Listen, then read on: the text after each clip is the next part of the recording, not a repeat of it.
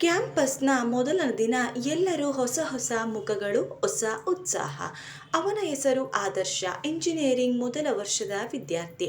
ಬೆಳಗ್ಗೆ ಕಾಲೇಜಿನ ಪ್ರವೇಶದ್ವಾರದಲ್ಲಿ ಕಾಲಿಟ್ಟ ಕ್ಷಣದಲ್ಲಿ ಅವನ ಕಣ್ಣುಗಳು ಒಬ್ಬಳನ್ನು ಕಂಡವು.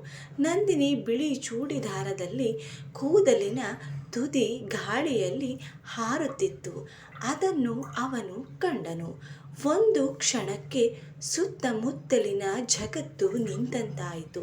ಅವನ ಮನಸ್ಸು ಹೇಳಿತು, ಇವಳು ನನ್ನ ಜೀವನದ ಕಥೆಯ ಮೊದಲ ಅಧ್ಯಾಯ. ಆ ದಿನದಿಂದಲೇ ಆದರ್ಶನ ದಿನ ಪ್ರಾರಂಭವಾಗುತ್ತಿದ್ದು ನಂದಿನಿಯ ನಗೆಯಿಂದಲೇ. ಕ್ಲಾಸ್ನಲ್ಲಿ ಅವಳು ಕೂತಿದ್ದ ಸೀಟು ಕಡೆಗೆ ಅವನ ದೃಷ್ಟಿ ಹೋಗುತ್ತಿತ್ತು. ಆದರೆ ಅವಳಿಗೆ ಮಾತನಾಡುವ ಧೈರ್ಯ ಇರಲಿಲ್ಲ. ನಂತರದಲ್ಲಿ ಅವಳು ಪ್ರತಿದಿನ ಒಂದು ದಿನ ಲೈಬ್ರರಿಯಲ್ಲಿ ಅವಳು ಪುಸ್ತಕ ಹಿಡಿಯುತ್ತಿದ್ದಾಗ ತಪ್ಪಾಗಿ 2 ಪುಸ್ತಕಗಳು ಕೆಳಗೆ ಬಿದ್ದವು. ಅವು ಎತ್ತಲು ಇಬ್ಬರು ಕೈ ಚಾಚಿದರು. ಒಂದೇ ಕ್ಷಣ ಕಣ್ಣು ಕಣ್ಣಿಗೆ ಕಂಡಿತು. ನಂದಿನಿ ಸಣ್ಣ ನಗೆ ಬಿಟ್ಟಳು. ಆ ನಗೆಯೊಂದೇ ಸಾಕಾಯಿತು. ಪ್ರೀತಿ ಹೇಳದೆ ಹೇಳಿಸಿಕೊಂಡಿತು.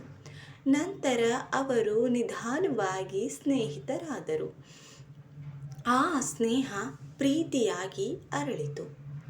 ಇಂದು ಅವರ ಜೀವನದಲ್ಲಿ ಪ್ರತಿ ದಿನವೂ ಮೊದಲ ನೋಟದ ದಿನದಂತೆಯೇ ಹೊಸ ಬೆಳಕು, ಹೊಸ ಪ್ರೀತಿ ತುಂಬಿಕೊಂಡಿದೆ.